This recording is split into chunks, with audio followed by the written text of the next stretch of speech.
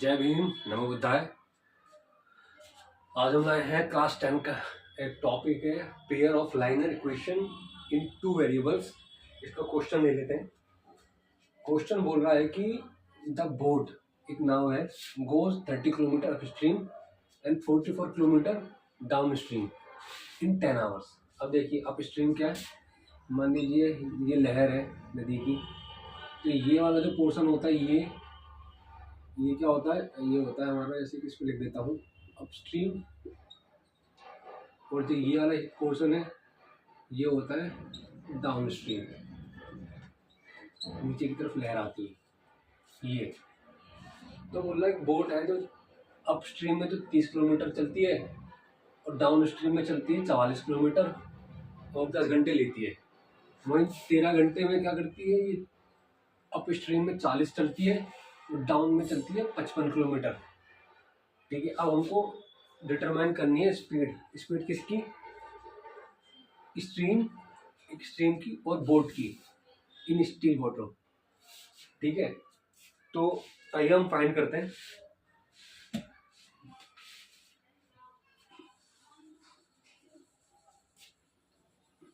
तो हम ले लेते हैं फर्स्ट लेट, तो हम मान लेते हैं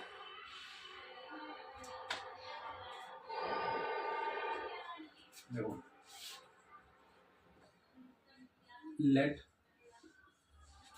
द स्पीड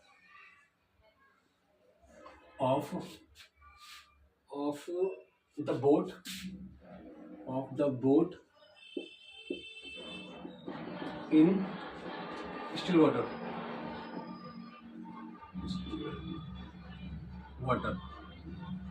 ये मान लेते हैं, इसकी स्पीड को मान लेते हैं u किलोमीटर पर आवर मान लेते हैं। ठीक है, इस तरीके से हम let the speed of the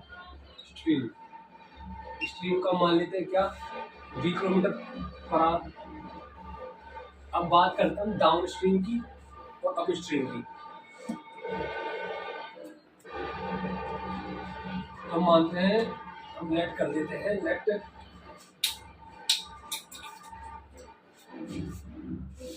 late upstream क्या होगी, ये होगी u minus v। Let downstream ये क्या होगी, u प्लस v। ठीक है, हम इस क्वेश्चन को सॉल्व करते हैं जो गिवन है। गिवन क्या बोल रहा है, गिवन बोल रहा है 30 किलोमीटर तो अपस्ट्रीम है, 30 किलोमीटर का है अपस्ट्रीम क्या है ये ऐसे लिख देंगे हम। ठीक है, प्लस 44 क्या है, डाउन स्ट्रीम है, डाउन स्ट्रीम क्या है, ये है u प्लस b।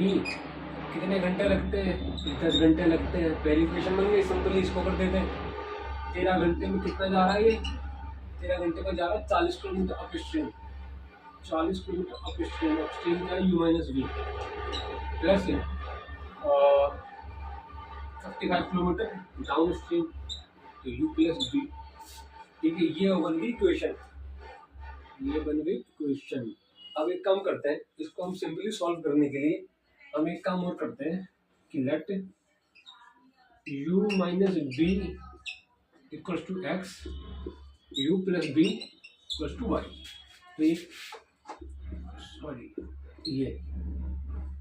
तो ये क्या बन जाएगा, 30x plus 44y equals to 10।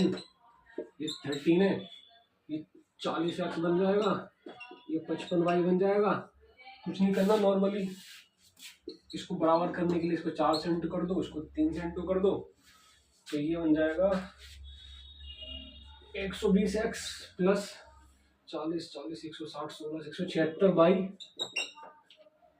40, ये 39 हो जाएगा। यहाँ जो 120 प्लस 55 165 वही वाला फॉर्मूला अप्लाई कर देंगे।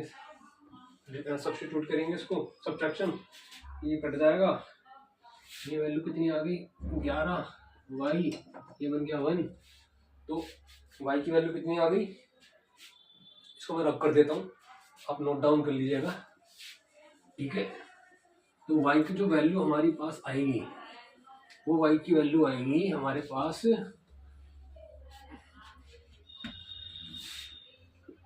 1/11। अब इसको हम सब्स्टिट्यूट कर देंगे, substitute the value of y 1/11 in equation 1 कर देते हैं,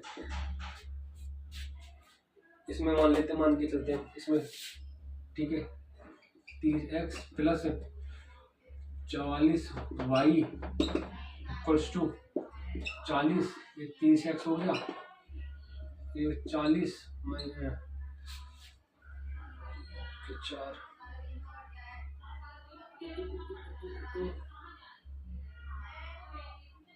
10 है, सॉरी ये 10 है ना, ये 10 है, सॉरी ये है 10, ये है 10 माइनस, इसको काटेंगे 4, इसको उठा के लाएंगे या माइनस का 4 हो जाएगा, तो x माइनस 6/30 यानी 1/5। अब देखिए अब करना क्या है, इसको समझा देता हूँ मैं, 1 मिनट। इसको ऐसे लिख दूं, और x की वैल्यू कितनी है 1/5, तो 1/5 है, तो हम इक्वल का मतलब होता है, जैसे कि मान के चलो अगर ये न्यूमरेटर है, न्यूमरेटर टू न्यूमरेटर ये बन जाएगा, और डिनोमिनेटर टू डिनोमिनेटर ये बन जाएगा, तो ये वैल्यू आ गई। इसी तरीके से हम नीचे वाले को करेंगे y को, ये 1u प्लस वी ये रहा 1/11, तो u plus v equals to 11 बन जाएगा, तो ये वैल्यू आ गई। इसको हम तीसरी इक्वेशन मान लेते हैं, इसको मान लेते हैं फोर्थ इक्वेशन। अब कुछ नहीं करना, नॉर्मली वही है, इक्वेशन को सॉल्व करना है, तो यही सॉल्व कर देते हैं उसको। आइए देखिए, u minus b equals to 5, ये है ही, u plus b equals to 11। हम इन दोनों इक्वेशन को ऐड कर देते हैं, तीसरी को और चौथी इक्वेशन को, तो हम इनको ऐड करेंगे दोनों को, u माइनस बी, ठीक है, plus u plus v plus 11 ये हो गया, v से v कट गया, 2u 16, u की वैल्यू होगी 8। अब u की वैल्यू 8 को हम अगर किसी भी इक्वेशन में रख देते हैं, मान के चलते हैं इसमें रख देते हैं, substitute the value of u equals to 8 in equation 3, तो 3 में हम रखेंगे तो क्या होगा, u की वैल्यू कितनी है 8 minus v 5 minus v 5 minus 3 8 minus v minus 3 minus minus cut गया, v इक्वल टू 3। तो हम क्या लिख सकते हैं यहाँ पर,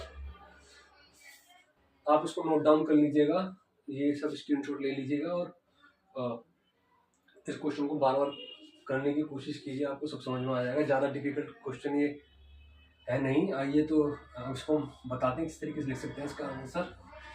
तो u की वैल्यू फाइंड हो गई, और u की वैल्यू फाइंड, v की वैल्यू फाइंड हो गई, तो u हमने क्या माना था, स्टिल वाटर की स्पीड, तो लिख देंगे 10 the speed of the boat in still water. कितनी यू की वैल्यू, कितनी है 8, is 8 kilometre per hour and the speed of the stream, मतलब धारा की स्पीड कितनी इज 0 किलोमीटर पर आवर। तो ये इसका आंसर है। बहुत ही इजी क्वेश्चन था, दिखने में लेंथी होता है, तो आप इसी तरीके से इसकी प्रैक्टिस करिए कोशिश की है ज़्यादा से ज़्यादा मटेरियल से प्रैक्टिस करने के लिए, और मैं यहाँ पर मेहनत करता रहूँगा, आप भी मेहनत करते रहिए। और आप मेरा हौसला अफजाई ज़रूर कीजिए। आपका एक लाइक, कमेंट और शेयर हमारे लिए बहुत ज़्यादा ज़रूरी है, और एक तरीके से एक परिवार बन चुका है। मैथमेटिक्स ये सिर्फ इसलिए नहीं है कि 6 to 12 के बच्चे अपने अच्छे मार्क्स स्कोर कर सकें या मैथमेटिक्स में अच्छा परफॉर्म कर सकें, ये बल्कि इसीलिए भी है क्योंकि मुझे ऐसा लगता है कि मैथमेटिक्स थोड़ी बहुत प्रैक्टिस करनी चाहिए, सबको करनी चाहिए, चाहे वो पढ़ाई कर रहे हैं चाहे नहीं कर रहे, क्योंकि इसको सॉल्व करने के बाद जो एक कॉन्फिडेंस आता है, एक अच्छी फीलिंग आती है, वो एक बहुत ज़रूरी है। और ज़्यादा डेप्थ लेवल पे नहीं, लेकिन मैथमेटिक्स की प्रैक्टिस सबको ही करनी चाहिए। बाकी स्टूडेंट्स तो खैर करेंगे ही, और लेकिन उससे पहले मैं आपको ज़रूर बताना चाहूँगा कि आप मेरा हौसला अफजाई ज़रूर कीजिए, क्योंकि आपकी हौसला अफजाई से ही हमें वीडियो बनाने की ताकत मिलती है, खुशी मिलती है। तो इसी के साथ आपका ज़्यादा समय ना लेते हुए, जय भीम, नमो बुद्धाय।